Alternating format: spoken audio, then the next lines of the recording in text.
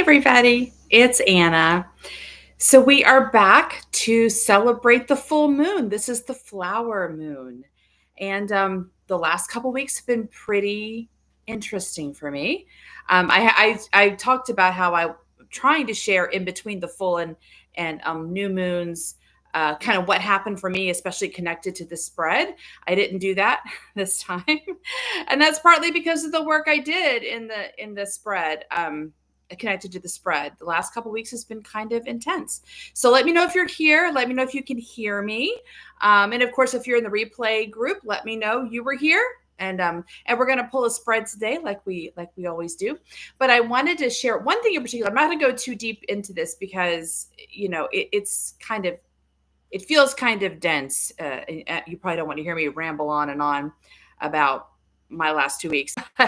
I will tell you that one of my cards, at the new moon, we did a 3-card spread, which we called being in it was in seed, in leaf, and in bloom, right? The idea there are 3 different places we might be in our journey, and kind of how do we take care of the manifestation in seed, which means it's still in the ground, in leaf, which means it's receiving energy from the sun, and in bloom, which is now we see the bloom, it's manifested, right? So my card for seed was the Knight of Swords, which is about the knight is the action taker of the court cards, and swords connected to the mind. So it is kind of like the mind taking action, the mind knowing what it's going to do, feeling clear in its quest and its purpose. And so that for me was in seed, which meant to me, my mind isn't clear on its action, right? On its action steps. I thought I knew what that meant when I pulled the spread, because I have been kind of doing new things and my mind can't quite figure out how it's going to fit in to my journey. But then something else happened. Hi, Corey. And that was, basically, I became aware for the last maybe 6 months, a year, I felt like my energy has been draining. I've been tired. I have to recover a lot in between meeting with clients. And so it kind of just came clear to me that I can't go on this way, right? So when that revelation came up to my mind was really upset about it, because I feel like most of us, I've spent a lot of time kind of bouncing around, trying different things. And I felt like I'd finally found a path that matched me, that I'm good at, that people are responding to, that's impactful. So my business is about spiritual healing and direction. And I have great clients. I have some clients I've been working with for years, and they are amazing. And new clients are coming in. It's just a really lovely flow in what I'm doing. And suddenly it was like, I can't do this anymore. I'm going to have to leave this behind because it's not sustainable. I'm losing energy. I've noticed it for a while, but I was always kind of able to recover. And at some point I thought, well, this is not sustainable. So my mind has this revelation, realizes this is true, and gets very, very upset. There was a lot of sadness, a lot of disorientation, a lot of mourning. So for a couple of days, my mind is saying, okay, but even though there's so much good about this in my mind, and also I'm using my business to pay for my daughter's education. So it's like, there's a lot of reasons why my mind would not want to leave behind my business, right? Even though there's a lot of reasons for the mind to resist, my mind wasn't resisting. It was like, okay, well, this is what we got to do. We got to do what we got to do. My mind began making plans for how I'm going to let my current clients know what's my policy moving forward and receiving new clients. I had this whole my mind came up with a whole strategy, which was agreeing to the fact that I'm going to have to leave this behind. Even though there's so much good about it and so much that matches, somehow there was this energy leak that I couldn't compensate for anymore. So about the time, so my mind was like, okay, it had a strategy, it had a plan set out. This is the Knight of Swords, right? This is what we're going to do. We're going to do this. We're going to do this. And so for a couple of days, my mind said, do we pull the trigger? Do we start making these changes? And I kept saying, not yet, not yet. Well, maybe a weekend. Suddenly I had a new revelation, which was changing how I do something energetically. So I'm not going to get into that because it's very dense, but I had another revelation which said, oh, the problem isn't my business. It was this one other energy leak that was getting, tapped on by the business. And once I changed that, everything got easier. So I thought that was so interesting because I feel like, the Knight of Swords for me was about the mind not in seed, was the mind didn't have an action step, right? So then I had this my first revelation, which is this is not sustainable. My mind created an action step, but it still waited. It waited to enact that because it said, okay, we're going to, do this communication, set up these new parameters, whatever. Then, but it waited because it didn't get the go ahead yet. So even then, the mind is still in seed. It still doesn't know. And then the next revelation came, which was that I didn't have to quit my business. I had to change something. It was an internal shift that needed to happen. So what I say all that, why I say all that is why I thought this was really lovely. It's one thing, it solved a major problem I was having, which is really good. But that my mind was both willing to leave this behind, leave this very successful, working, important calling that I have, willing to leave it behind, even though it had no idea where we were going. And then it was willing to wait until I told it yes or no, until it got direction from my soul to take action or not. And because it was willing to go along, it wasn't fighting, it wasn't arguing, like, no, we shouldn't stop this business because I'm paying for my daughter's education. It didn't argue with me. It just I mourned, I cried, it went through a lot of struggles, but my mind was willing to move forward and it was willing to wait, so that I was able to get all the way through from the first revelation to the last revelation, and things sort of opened up in a new way. So I just wanted to, when I saw my mind doing this, a very difficult thing, I was really impressed. And I think that's really important. I think it's really easy for us to be very hard on ourselves. It's really hard for our minds to be hard on themselves. I talk about that a lot. The mind's general way it's taught to see things is through judgment. Good, bad, better, worse, black, white. It's very dualistic. That's how the linear world engages reality. And our mind, that's its job, is to learn how to navigate this physical dualistic world. The problem with that is the mind can become quite rigid naturally in its own dualistic thinking, which is this is good, this is bad, judging itself. Not only just judging itself, because even that implies some kind of equality, right? But the mind's not even equal. It tends to over focus on what it thinks it's doing wrong. The mind tends to watch for the bear and ignore all the trees and the forest and the blooms, right? The mind tends to over focus on what's going wrong. So the mind tends to not give itself credit when it's doing amazing things. So that's one of my jobs for my clients. I always remind them to give their minds credit, because they'll say, oh, I got stuck here again, and I got frustrated again, or I got hooked in the old pattern again. And of course, the fact that they're even noticing they're getting hooked in an old pattern shows their mind's paying attention, their mind's growing. So I say, hey, that, because it's a pattern, right? But your mind knows the pattern. Your mind's recognizing the pattern. So instead of the mind saying, oh, I'm such a dummy, I keep following the pattern, the mind goes, wow, I'm really getting good at seeing that pattern, and I'm getting much, much better. So I felt like I was very affirmed in the development of my mind, because it was able to really engage a difficult reality without fighting me, was coming up with a game plan to enact this reality, and then waited. And then the reality shifted. That reality the mind was planning for didn't have to happen, and things worked out. So I feel like that was in seed for me 2 weeks ago, is now at least in leaf. Maybe it's even in bloom. I don't know. But so hi, Alan and Julie.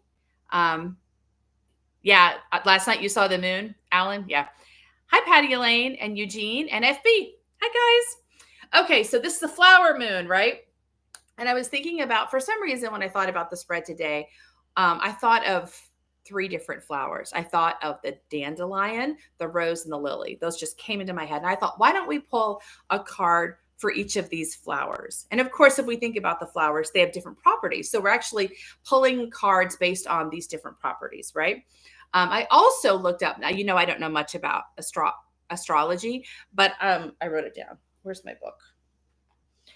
That the full moon is going to be, it starts off in Scorpio, then goes to Sagittarius. So I guess it's moving tonight. It goes from one to the next. And so again, I don't know much about astrology, but Scorpio apparently is connected to water, which is about, in the tarot, is imagination like fluidity.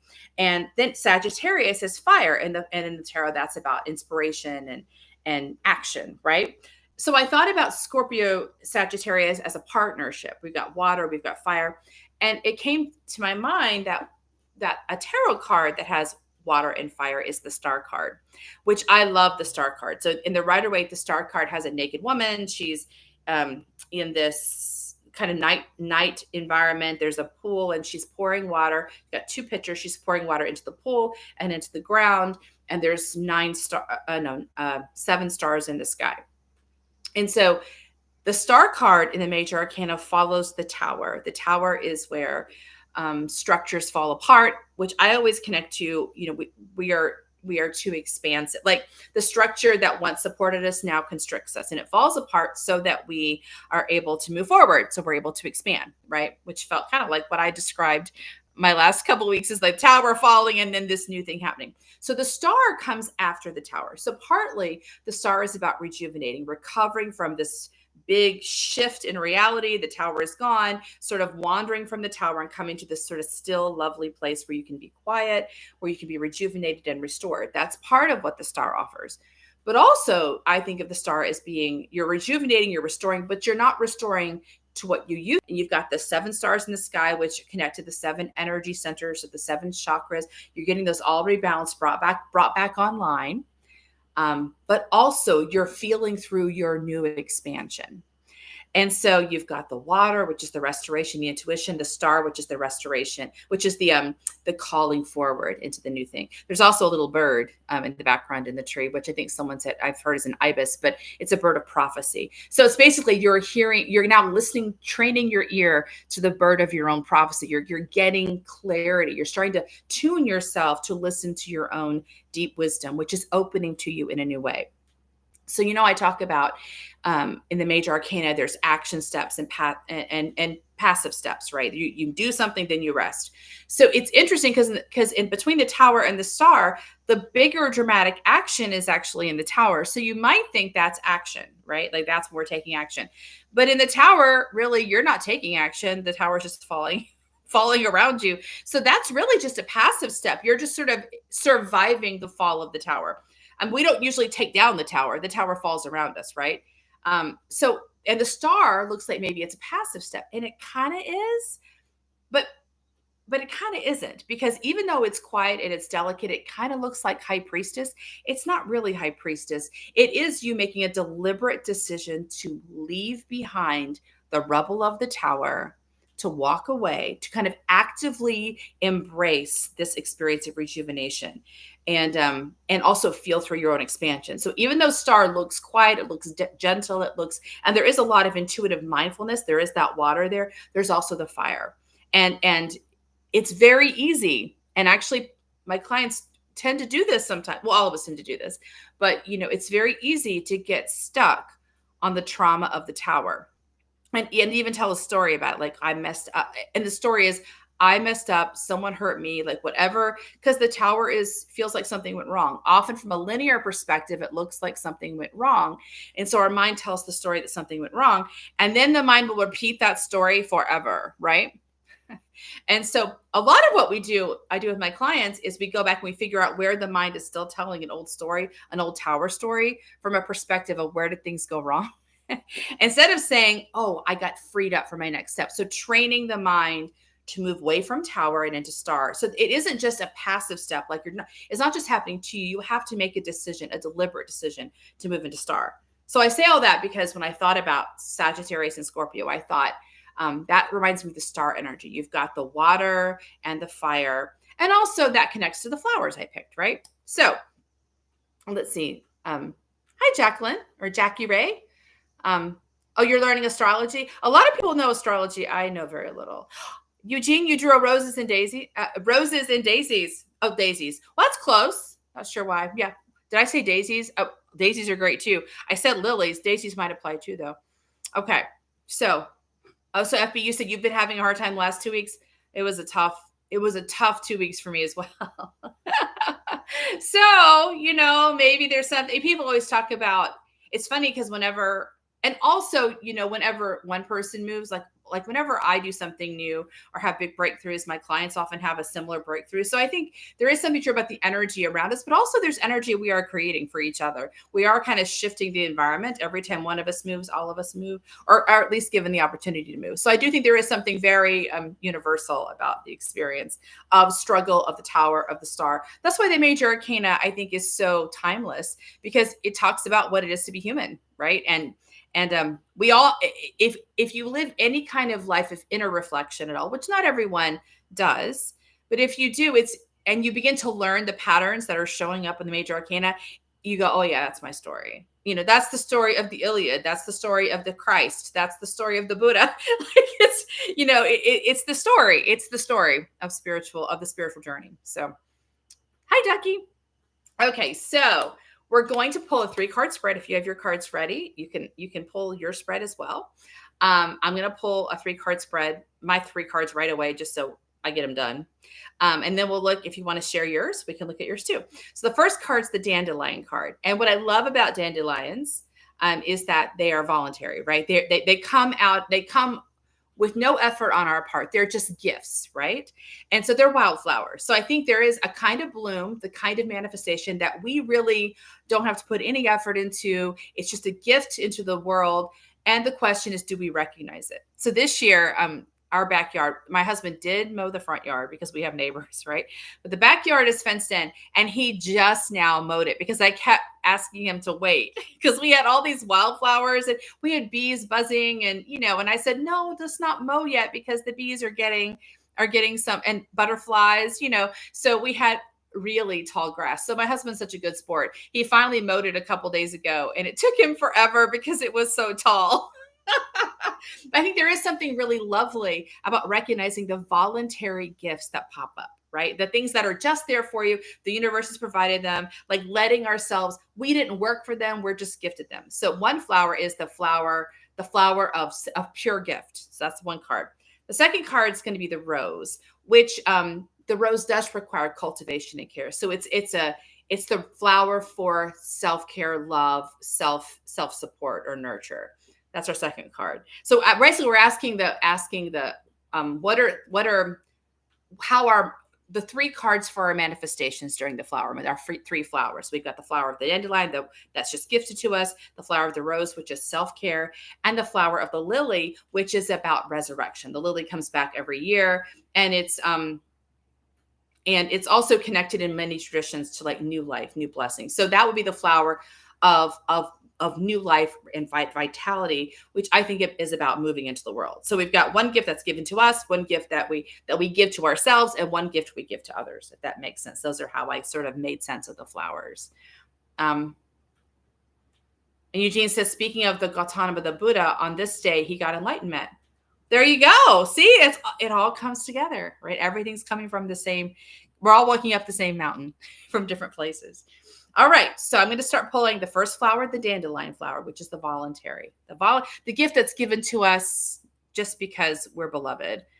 And that's the 3 of Swords. Oh my gosh, how funny. The 3 of Swords, right? 3 is about momentum. Swords are about the mind. So this card looks like it's a problem, just like the Tower card looks like a problem. But, and we think it's about heartbreak, but it's not really, because it's a Swords card.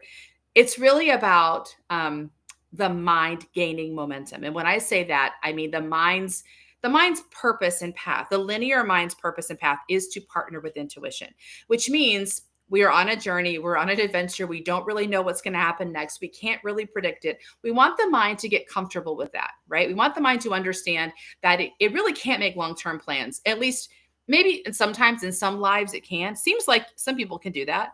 But a lot of times people who are deeply intuitively led, it doesn't work that way. So the 3 of Swords is when the mind realizes its plans are not going to be realized. Its expectations are not going to be met. And it does feel very discouraged. It can feel really sad to the mind because it's basically like it's a loss. It's a loss to the mind when it realizes it's not going to get to that point. It's not going to make it there. It's not going to, but the loss isn't a real loss because you're not losing something that you actually have. You're losing something that you're expecting. So I often say it's like having meeting somebody and getting really excited. You're like, oh, this person is so awesome and amazing. And you imagine in your mind, and you've known them for a week and a half, right? But you imagine in your mind getting married and having a house and having kids.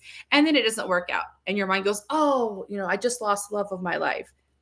Well, you didn't lose the love of your life. You lost the fantasy of the love of your life. You lost the expectation.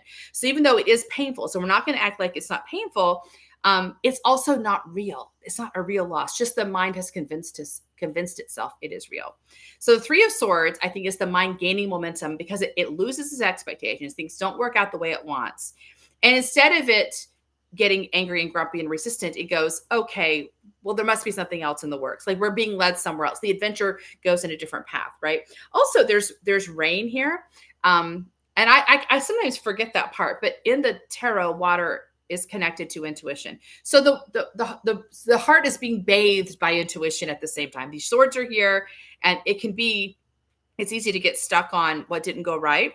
Like I was saying earlier about the people who've gone through the tower and their mind keeps going back to that sore spot saying, oh, remember when we messed up here, we did this wrong, this bad thing happened, instead of saying, well, that freed me up for the next thing, right? So we want the mind to gain momentum here, to not get stuck and locked into its own ideas, but to learn how to be flexible. So the dandelion, then the thing that you're gifted as a gift from heaven. For me, this makes sense, is that things don't go the way you expect.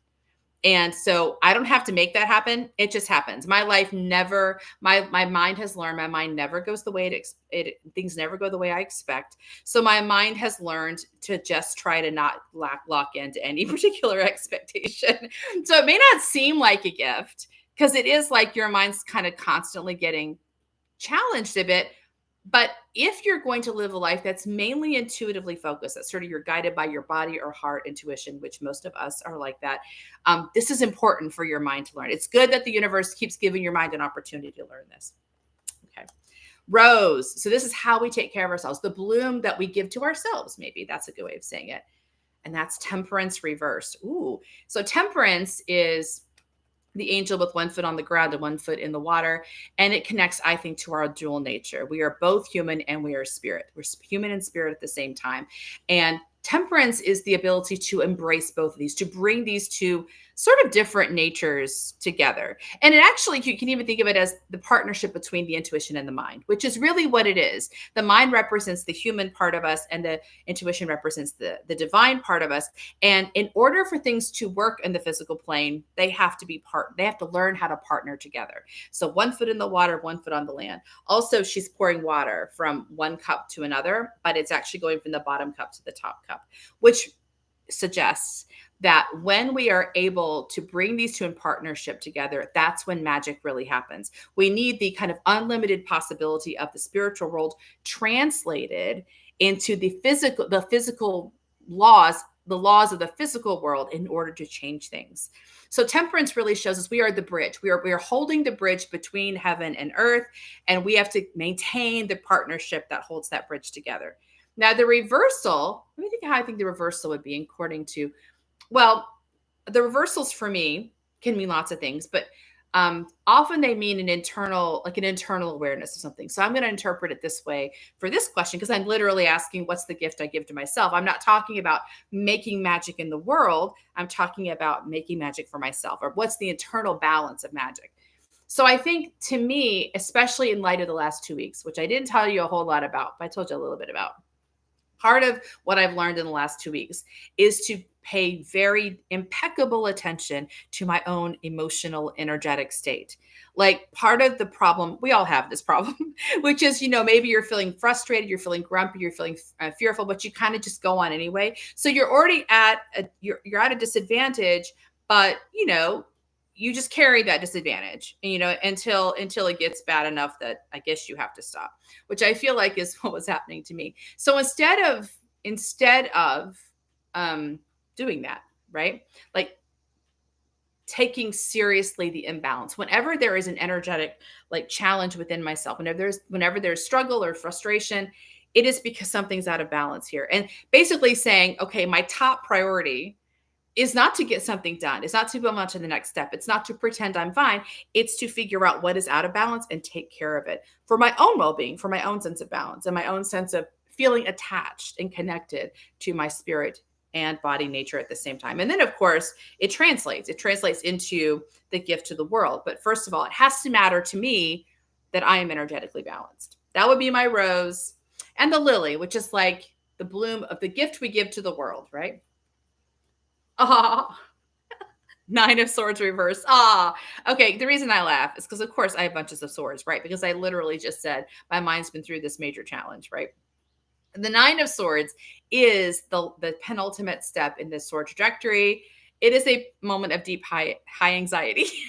Okay, because it is like the world's coming to an end, and that in a way that's true for the mind, because really you're getting close to the release of an old mindset. This is like the moment before the tower falls apart, right? Or maybe the tower actually is falling apart. So the person sits up in bed, she's having a nightmare, she's panicking, right? But nothing's happening. And I think that's so important. In the sword's trajectory, there seems to be, if you look at all of the swords, there is anxiety and there is like distress, but like nothing's really happening. Like the mind believes something bad is happening when nothing bad is happening. Like the Three of Swords, right? Like you're not really losing the love of your life. You're just losing the idea of the love of your life, right? Here, there's not really any danger. She just thinks there's danger. She's afraid because she's feeling disoriented. And almost like this is often the point in the journey that I've had this happen for me, where you suddenly go, oh my gosh, I made a horrible mistake. Have I messed up? Did I really mess up? and really, it's predictable because this is just before the bottom falls out. It's just before the tower falls and your ground gives way. So the key is to say, you're fine. Like, this is what we meant to do. You've done, reminding the mind that it's still safe. It feels kind of scary. It feels really disorienting, but there is no danger. The mind has taken every step exactly right. It's been faithful. It's been doing a good job. If there's a little bit of scare right here, but don't worry, we're going to pass through this last challenge. So the reversal to me is the successful completion of this. So like, yes, the mind is panicky, but it's not, there's nothing real happening. It reminds me, I've said this before. I don't know if I've said this to you guys, but when I was little, I remember my family went to a haunted house. And, I was acting brave, but I was kind of scared. Right. But anyway, my parents were with me and I was next to my dad. And I remember there was some scary things happening and I was getting nervous. And my dad was right next to me and I heard him chuckling beneath his breath. Like it was loud enough for me to hear. And I felt like he was saying, yeah, this is nothing. This is just game. It's just play. It's not a real thing. And I heard him laughing and I thought, okay, it's not real. It looks real. I'm kind of startled and scared, but it's not real. My dad would not be chuckling lightly if this were real, right? So this is the gift we as the soul is the divine. It's not, the intuition is sort of the inspiration, but the soul is the part of us that actually is God. It is the universe. It is the enlightenment, right? Which offers unconditional love and support and never gets caught in the drama. Like it never believes the drama. It always knows you're safe. It always knows you're loved. And it's always about helping translate that experience to the mind and to the intuition when necessary. So to me, this is the point where the soul steps in and goes, you're fine. You're safe. I've got you, right? So to me, this gift that I translate into the world, you're able to offer this to others because you've done it yourself, right? So my mind was definitely in the Nine of Swords dilemma a few weeks ago when I thought I'm going to have to leave my business behind. I'm going to have to let my clients know they're really not going to like this. There's still really good things happening and I'm not going to be able to accept new clients. All of that stuff, my mind was like, oh, what a terrible, terrible thing. It was willing to walk past it and then being able to. So the Ten of Swords, of course, if you remember, is like, it's all released. The guy is flat on his face and he's got the 10 swords in his back and the rider waite. Like that's the release. That's the victory of the mind. This is the mind just on the point of victory. And if you know you're just on the point of victory, it gives you confidence to step forward. And I think I actually do this for my clients. When they start panicking and seizing up and I go, no, you're all right. Let's just go over the next step. I can be my dad, sort of gently laughing. We're fine. You're safe. Let's make it across. So anyway, those speak very closely to me. Maybe they speak to you too. You can let me know. But we'll also see what other people picked. Okay, so Alan says for the dandelion card, Two of Wands reversed. So the Two of Wands is the fella. Wands are about fire and passion and confidence. And it's the fella on his patio looking out. Like he's got a globe in one hand and he's looking out over the horizon. So he's getting excited. He's getting inspired. He's imagining where he's going to go. The Two is the rooting in card, right? So it is about like taking the time to let your excitement build, your momentum build until it naturally flows into action. So So I would say the Two of Wands reversed could suggest that your dandelion card is like natural movement. You know how we try to say, let's make a plan, let's create action steps. There's sort of this thing that we have to be mindful about taking action. But some actions, if you let the Two of Wands sort of naturally build, just one day you start moving without your mind even really pitching in. It's really interesting when that happens. So it could be that you discover you're just sort of naturally falling into rhythms and and going to places and trying things without you making a decision, just sort of as a natural outflowing of your passions. That's really interesting to like observe. Like, do you notice you just sort of naturally meet with people? You run into people. Things are like, coincidences. They're not really, but you sort of intuit where you're going, and your mind's not really necessarily that engaged. Actually, you want your mind to be observing that. The more the mind observes what naturally happens, the more it learns, oh, this is how intuition leads. It gets more confident that you really do know what you're doing. This isn't just happenstance. That may be how you read the dandelion card. King of Pentacles is the Rose card. So the king is the master energy. Pentacles are the physical realm. So the king is all about creating abundance and knowing how to work in the physical world, knowing how to make things feel big and beautiful and expansive. So giving yourself that gift, like giving yourself the experience of your own mastery, which means, again, it's about the mind understanding that you know what you're doing. And I also think not feeling embarrassed by abundance, that's a big issue. My clients have, and I know I have had it in the past. I'm not so much anymore, but I used to have this more. They'd say, well, I get to live this great life. I get to do what I love. I get to create art, or I get to do this. I get to travel, and other people don't get to travel. And I'm embarrassed. I feel bad for other people that they're sort of in this very linear life. And so the mind is sort of sabotaging the experience of your own abundance, your own joy. But what's important to know, in part, is that for one thing, everyone has their own journey and everyone is in charge of their own journey. And also, you can't know what someone else's journey, what makes sense for somebody else. So although it makes perfect sense to me that, of course, I want to do this and I'm having the best time ever, and like working a 40-hour-a-week job looks like really boring to me. That's not boring. Ask my husband. It's not boring to him. He loves it, right? So we are living in a very particular, our minds are occupying a very particular point in the human circle, in the work of humanity. And we're built to do certain things a certain way. So instead of feeling like sad for other people or embarrassed, just being able to fully embrace that, say, yes, this is my life. This is my abundance. This is my experience of expansion. And I enjoy it. I love it. I mean, maybe that's one way to think of the rose. And, Eight of Pentacles was the lilies. So that's about flow, right? The guy's in the Rider-Waite, he's building pentacles. So it's interesting is the king and the eight are kind of both masterful energies, right? So the king is kind of like living in your mastery, and eight is like, give it to the world. Go ahead and let your flow, trust the skill, trust what you know how to do. Don't guard it too much. Don't watch it too much. So again, this is all about the mind kind of relaxing and letting intuition be into flow, letting mastery surface naturally, and like offering that into the world. The Eight of Pentacles is the guy crafting pentacles, right? So he's creating a gift that's going to go into his community. And he's done it. He's already on his eighth one, which means he's done this so much.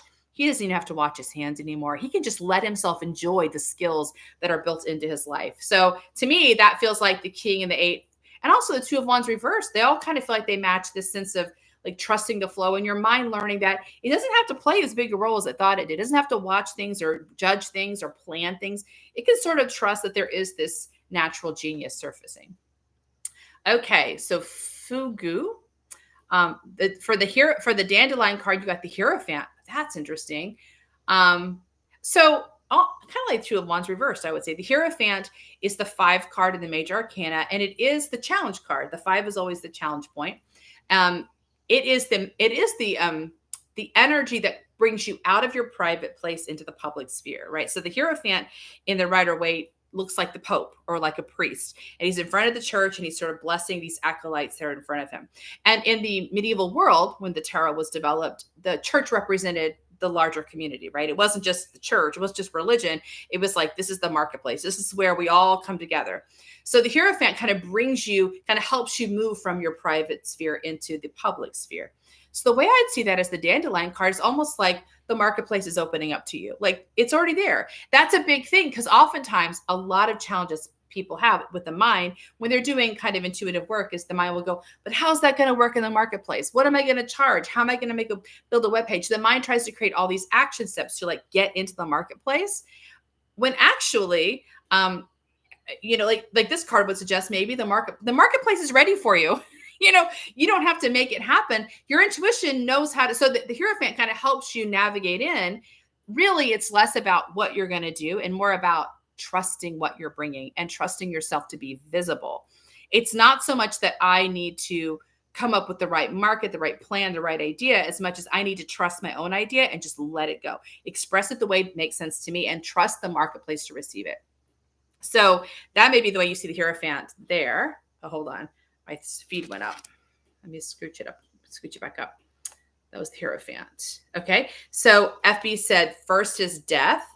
Okay. So I would say the death card is about killing off old authority figures. In the image in the Rider-Waite, you've got the skeleton knight who's knocked over the royal guy, his crown's off his head. And the idea of sort of getting rid of old authority figures so that you become your own authority. We do have to identify as we get more mature in our spiritual journey. We begin to identify voices that aren't ours, that were given to us by someone, parents, teachers, society in general, that are not helpful because they're telling us a message that doesn't match our real calling. And at some point you have to kind of knock those, either kill them or get rid of them, right? Death always represents the ending of one thing, the beginning of something new. And so you may discover that the dandelion card is like this old authority is sort of naturally releasing, or your own authority stepping up. You may discover this is sort of, that it's a natural process of being able to say that doesn't match, this does. And sort of agreeing to the shift in authority from the other voice to your own voice. The rose card is the Knight of Wands. So Knight's the action taker. Wands is about passion and inspiration. That Knight is a very dynamic energy. He's just very much like in the flow of his energy, really excited, really confident about what he's doing. So I would say the way you take care of yourself, the rose is the gift to yourself, is like take action, let your passion flow, go do the thing that your passion's asking for. Whether that's like for body intuitives, that often is something like moving, dancing, running, swimming, eating good foods, traveling. There's a lot of like physical vitality. If you're a heart intuitive, it's probably like listening to music, creating poetry. I'm not saying that anyone can do any of these things. Don't get me wrong. But I'm saying that it's about doing the thing, following your action step, not to serve others, not to sell it in the marketplace, although you might eventually, but more about it's letting yourself do the thing in the world, take action in the world according to your own calling. So that would be the rose card, taking care of the gift you give to yourself.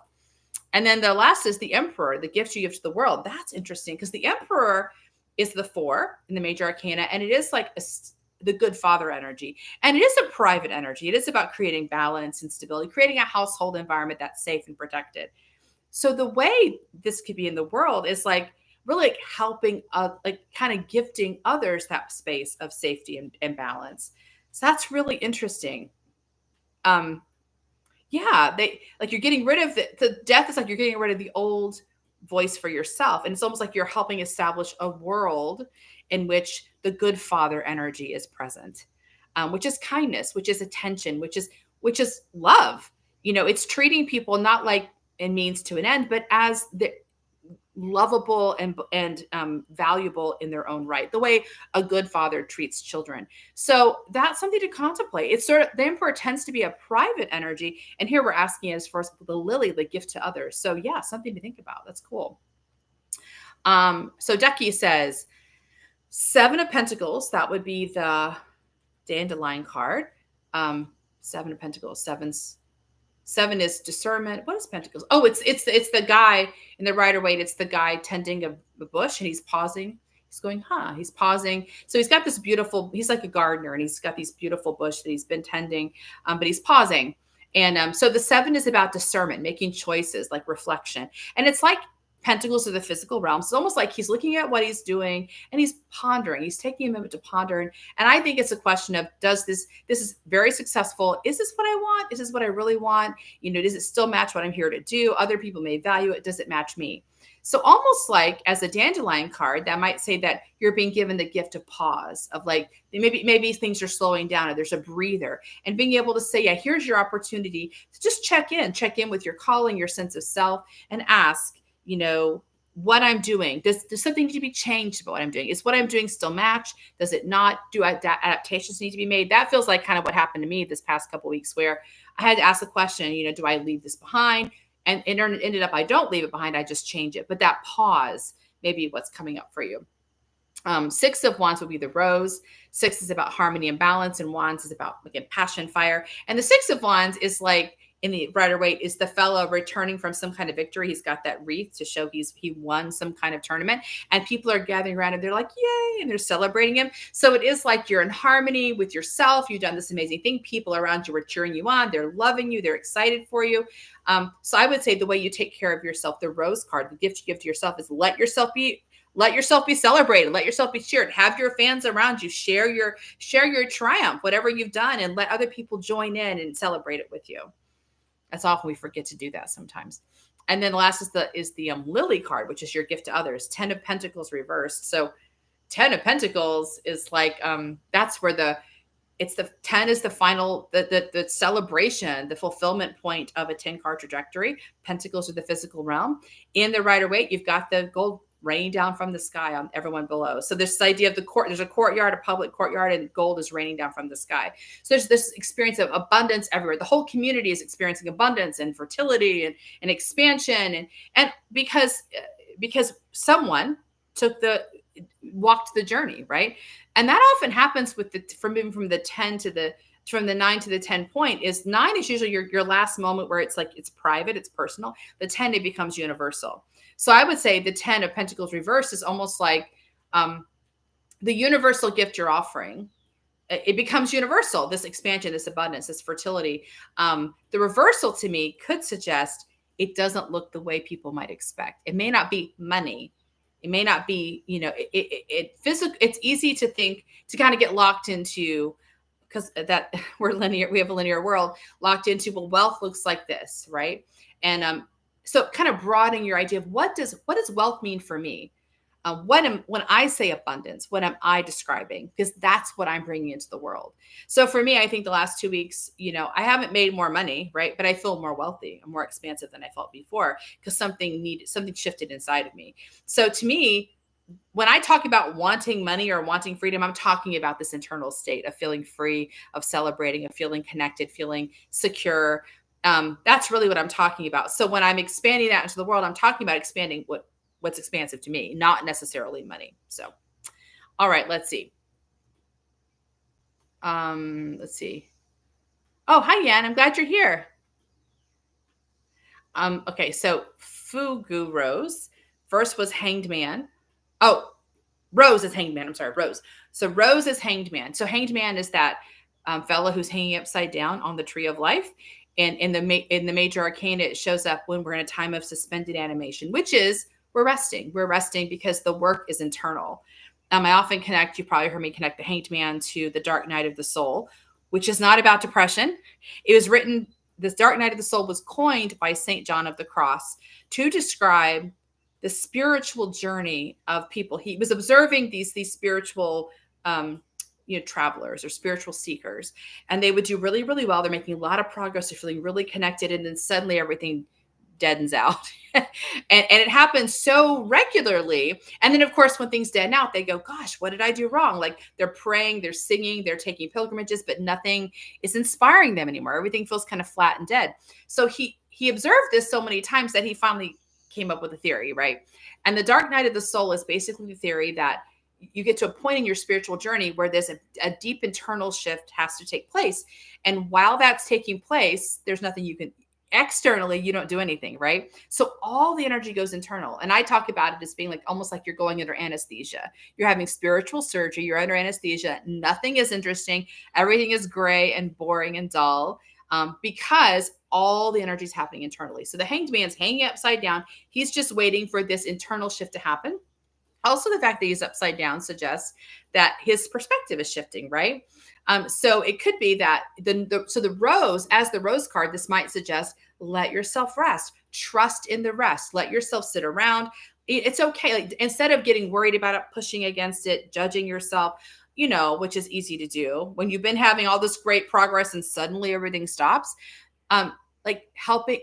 helping your mind to feel okay. That's all right. We're in the middle of a major shift. When the shift is over, something really, a new path will open up, and that'll be so much fun. But in the meantime, let's just rest. Like, let's not stress ourselves out. Let's not try to push against this.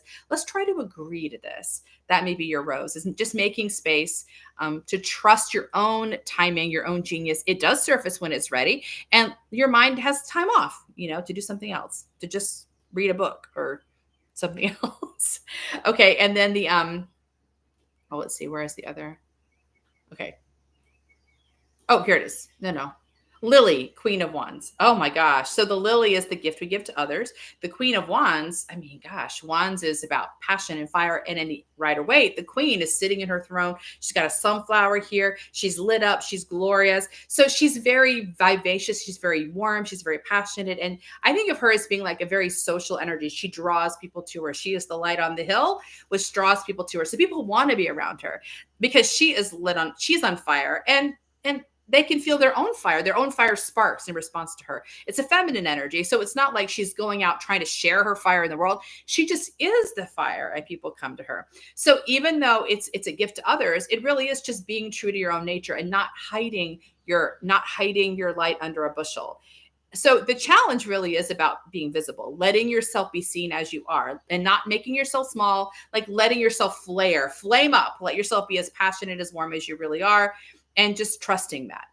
The challenge, of course, is that visibility in a linear mind, which is a little bit fearful naturally, is that if you get visible, you get hit, right? You're in danger. You can become a target if you're visible. So there may be some negotiation with the mind, like reassuring it that it's okay, or maybe it is risky, but it's worth the risk. So that's a really neat kind of lily card for you. Let's see. Lauren says 5 of Cups reverse. That's the dandelion card. Oh my goodness. Okay, so 5 of Cups is the challenge. Cups is the heart and intuition. The image in the Rider Waite is a fella looking back at a home, like he's been evicted from his home. He's looking mournfully back at something he's lost. So the challenge of the Cups trajectory is about loss and sorrow. And the invitation of the challenge is, to acknowledge that you've lost it and then to release it, to heal it, right? So in the image, you've got the guy looking at this house as though he's been kicked out. In front of him are 3 cups that are turned over. So that represents loss. But behind him are 2 upright cups, which represent new life, a new possibility, right? So the idea is like, if he can agree to his loss, acknowledge it, bless it, release it, he can turn his attention, he can turn around and he'll see there's blessing available to him. So the reversal here as the dandelion card might suggest like a spontaneous release, like something that maybe you've been stuck on before. It's been kind of plaguing you. Suddenly it just releases and you go, okay, I'm ready for the new thing.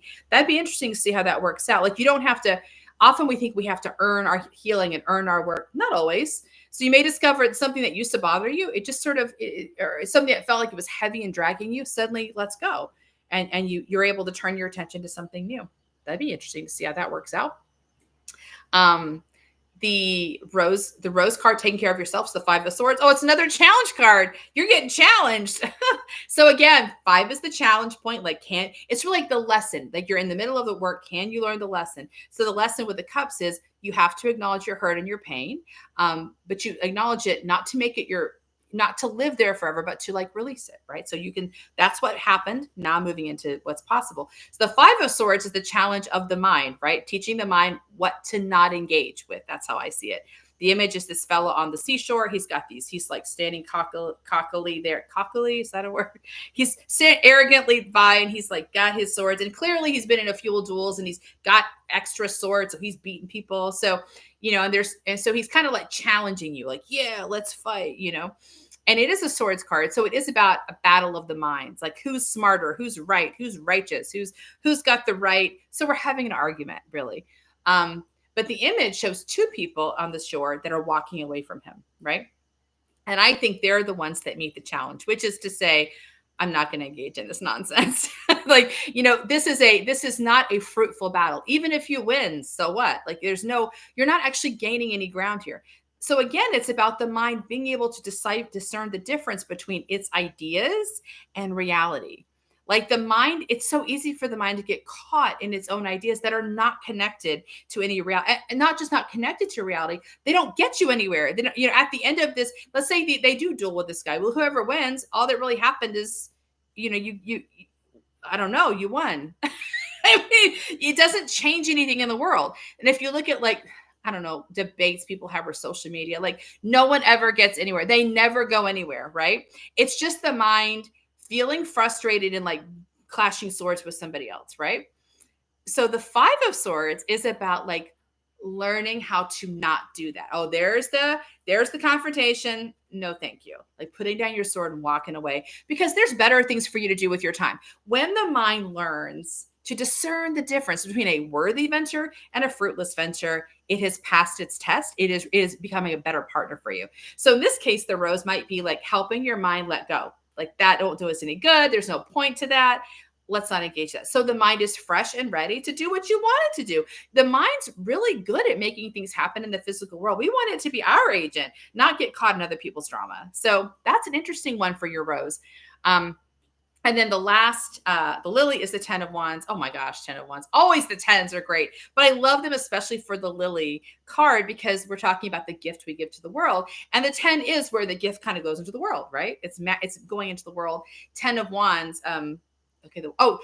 Okay. So in the Rider-Waite, the 10 of wands is the guy he's got his wands and they're on his back and he's carrying them into the town. And so he's worked, he's invested himself in this harvest, and now he's bringing his harvest to others, right?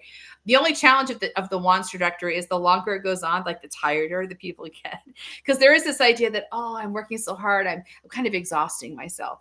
And I would challenge that a scotch, because I would say that that tiredness and exhaustion often comes from thinking it's all on us, as opposed to we're also co-partnering with the universe. So there is a kind of exhaustion that comes from just good investment of energy. You feel kind of tired, but you feel satisfied. We want that. That's an okay kind of exhaustion, but we don't want to feel like we've really kind of lost lifeblood, lost life force along the way to the point that we're really suffering. I feel like that lesson's very clear to me, because that was sort of what I worked with a couple of weeks ago. For the last 2 weeks, was I was losing lifeblood. I wasn't just like pleasantly exhausted. I was like losing ground to the point that my vitality was really being compromised. So, so keep that in mind. Like if you're losing vitality, you don't have to lose your vitality to bring this gift to the world. In fact, you should be feeling vital as well. So not to say you're not going to bring your gift to the world, but like, don't make the false equation that mind sometimes make, like that no pain, no gain. Like that's not really how it works in the spiritual world. If you're in pain, you're losing gain. You're not making gain, you're losing gain. Something that always comes to mind for me. So I just want to mention that, like, just to know that something needs to change if you're losing vitality. Okay. Alan, that's how it feels. Good. Okay. Patty, Elaine. So you have the Hermit, which is the dandelion card. So that's like the gift of, I think the Hermit is being the little guy that I call him little guy, but he's the 9. So he is the penultimate step. He's the moment of integration. And his job is to know when it's time to step away from the world, kind of get away from the wildness and the like expectations, the noise, and like step into his own place of solitude and clarity. So you may discover that you're getting spaces of that solitude. Like before, we talked about the 7 of Pentacles, like a pause, a chance to like step away. So you may discover there are places in your life where you're being allowed to step into your own solitude, your own, maybe there's some space just being offered. And of course, as I said before, with the dandelion card, they're just gifts from the universe. It's easy to miss them. So we want to train ourselves to look for the gifts that are spontaneously coming to us, because we want the mind to realize everything's not about it creating an opportunity. Opportunities are being offered. So you may discover there are opportunities that you're not making happen, but are showing up for you. So getting the mind to like be able to recognize them, so it doesn't kind of stomp all over them. Kind of like when I asked my husband not to mow the backyard for a long time, because I wanted to keep the wildflowers as long as possible, because the bees were enjoying the wildflowers. Like, it's easy to look at the weeds and say, oh my gosh, what a mess, instead of saying, look what a blessing, so you may consider, so there may be places where you're feeling like you're alone or feeling isolated and you think, oh, that's not good, I don't want that. You might want to shift it into, what if this is an opportunity for solitude? Like getting your mind to not think of it as a negative thing, but maybe as a positive thing, possibly. Okay, so the rose card is 8 of wands, which is the wands flying through the air. 8 is about flow and power. Wands are about passion and inspiration. It's a very vital card, and it's very like unstoppable. Like in the image, they're literally flying through the air. They're on their way somewhere, and no one can stop them, right? So the idea of like letting yourself be in complete flow, following through. Not there's a really like a lack of I don't know if that it's like there's a lack of control. When I say that, I mean that in a good way. Like the Eight of Wands are out of your hand. They're flying through the air. So you're not monitoring them. You're not in charge of them. They're sort of allowed to fly. So kind of letting yourself fly without really monitoring it or predicting it, asking your mind to not get too involved. It's really important sometimes for the mind to like not engage, to observe. It's better to say that. We want the mind to know that a good part of its work is observing the intuition being amazing and not engaging. There's a lot of things the intuition knows how to do, the mind does not know how to do. It's not the mind's genius. And there's a good portion of the time where the mind's being asked to just kind of hang out and wait until it's been given an action step. So I think the Eight of Wands is one of those times where the mind might want to put on the brakes or ask questions. If we can help the mind just relax, just let this be on the sidelines, watch what happens. That would maybe the way you support yourselves by giving yourself a chance to feel that energy. Let's see. Where's the other one? Oh, Patty Lane. And then the gift to the world. Interesting. That's the Lily card, right? The gift to others. It's Four of Pentacles. So again, that reminds me of the Emperor we had before, which was also a Lily card, because the four is about balance, stability, creating a good foundation. Pentacles are about the physical realm. So the image shows the fellow who's standing on two pentacles. He's got one on his head and he's holding another one. I often think of that card as being about good stewardship, knowing your resources, where your resources, spending them well, not kind of carelessly investing them in the world, like not having energy leaks, which means we're also not compromising our energy. We're basically taking seriously the gifts we've been given and investing them in the way that matches us, rather than just sort of compromising, like giving energy here or there or having energy stolen from us.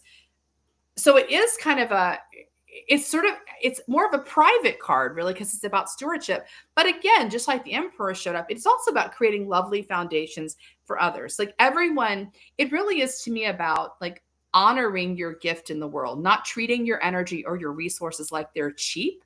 They're not cheap. And they're also not limitless. We do live in a physical world, which means there are limitations to being in a physical body. We have a limitation in how many years we're here. We have to sleep. We have to eat. Like there's all kinds of limitations. So realizing that, we have there's a finitude of what we can accomplish.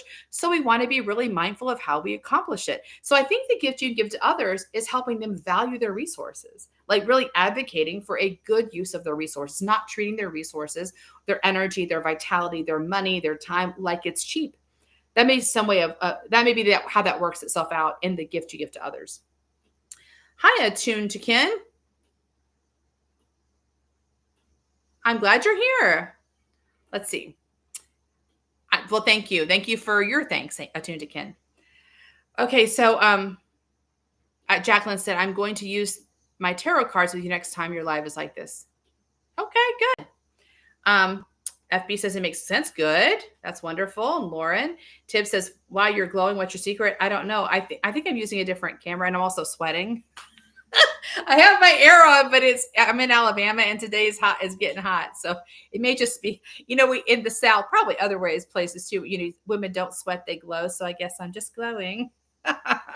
So, all right. Well, I guess that's all I see as far as our spreads today. Yeah, it's going to be the flower moon. We're going to get into the dandelions, the roses, and the lilies. So enjoy the gifts from the universe, the gifts you give to yourself, and the gifts you give to others. And we'll check back in a couple weeks. See you then. Bye.